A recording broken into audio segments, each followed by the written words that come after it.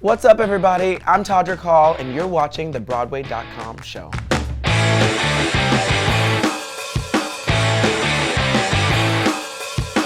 Welcome to the Broadway.com show, your weekly roundup of all the awesome theater scoop to keep you in the know. Or as we like to think of it, the people who'd like the election to be over so we can start debating the real issues. Like, is Rachel Bloom part magic?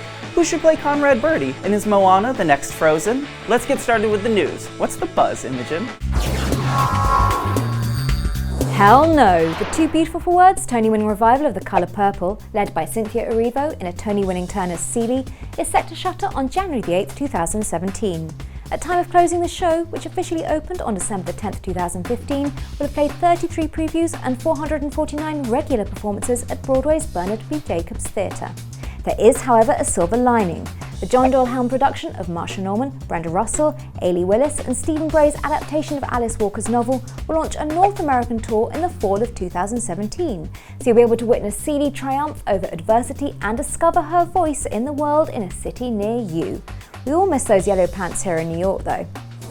After a well-received run off-Broadway at the Vineyard Theatre, the new drama Indecent has its eyes set on Broadway. Written by Pulitzer Prize-winning playwright Paula Vogel, the show examines the controversy surrounding the 1923 Broadway play God of Vengeance, which was shut down when police charged its actors with indecency. Originally written in Yiddish in 1907, the play by Shalom Ash centers around a Jewish father who owns a brothel but tries to keep his teenage daughter pure and famously includes a lesbian kiss. Tony-winning Broadway producers Dale Roth and Elizabeth McCann will bring Indecent, which is directed and co-created by Rebecca Teichman, to Broadway's Court Theatre. Opening night is set for April 18th. If you love live musicals as much as we do, it's time to put on a happy face. Jennifer Lopez is joining forces with NBC to present Bye Birdie live as the holiday production we will all be live tweeting in 2017. In addition to serving as executive producer, J.Lo will take on the role of Rosie, a part originated by Chita Rivera in the 1960 Broadway production. Inspired by Elvis Presley's popularity, Bye Birdie follows music agent Albert Peterson and his girlfriend Rosie during hip-swaying rocker Conrad Birdie's visit to Sweet Apple, Ohio, before being drafted into the Army. Harvey Fierstein is adapting the musical for TV, but first he's adapting the script and reprising his Tony-winning role as Edna Turnblad in this year's NBC special, Hairspray Live. Bye Birdie will be the 5th live musical production for NBC. Listen up, fellow Aussians. One of Wicked's most popular performers is back in her magical bubble, and oh, what a celebration it is. Broadway.com Audience Choice Award winner Cara Lindsay returned to the long-running hit musical on November 1st, reprising her role as Glinda and stepping in for Carrie St. Louis. But Lindsay isn't the only new gift awaiting theatergoers at the Gershwin Theatre. Tony nominee Cheryl Lee Ralph also began her Wicked run on the 1st of the month, taking over for Judy Kaye in the role of Madame Morrible. These two ladies couldn't be goodlier or lovelier, and we couldn't be luckier to have them back at dear old Shiz. There's drama occurring over at the Imperial Theatre, and unfortunately we're not talking about what's taking place on the stage. Controversy has hit the Josh Groban-led Natasha Pierre and the Great Comet of 1812, which has been playing to packed houses in previews. Ars Nova, the non-profit off-Broadway theatre that first presented Comet in 2012, has filed suit for breach of contract against the new musical's commercial producer Howard Kagan for failing to bill the tuna as the Ars Nova production of the show in the playbill.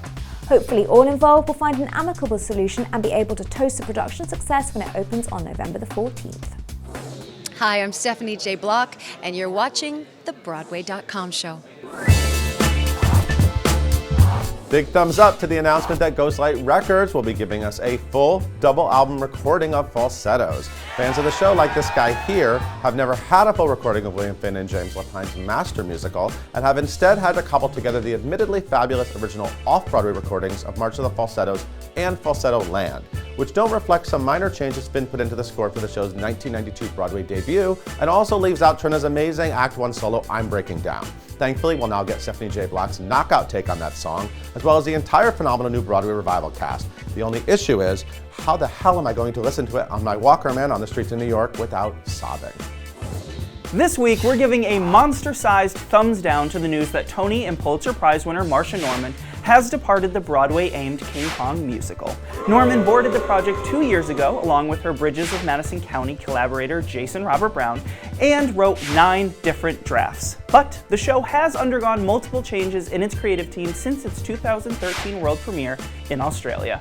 The show's producers say they're now confident they found the right structure, but the loss of Norman is a bummer. Oh no, it isn't the airplanes, it's not finding a way to humanize King Kong that might kill the beast. Janet McTeer, the towering performer who has a long list of honors including a Tony Award, Olivier Award, and 2 Oscar nominations, is back on the boards. The actress is reprising her West End triumph as the manipulative Marquise de Merteuil in the Broadway revival of Les Liaisons Dangereuses. McTeer relishes the duality of Merteuil's character, both dignified and diabolical, and she holds her own and then some opposite Liev Schreiber's intensity as her rival and ex-lover Valmont. With grace, menace, and precision, the Marquise commands the stage, and for that, Janet McTeer, you're the star of the week.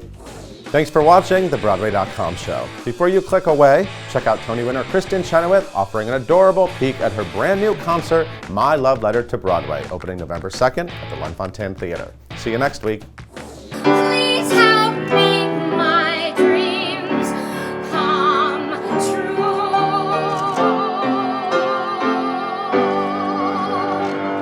Ah!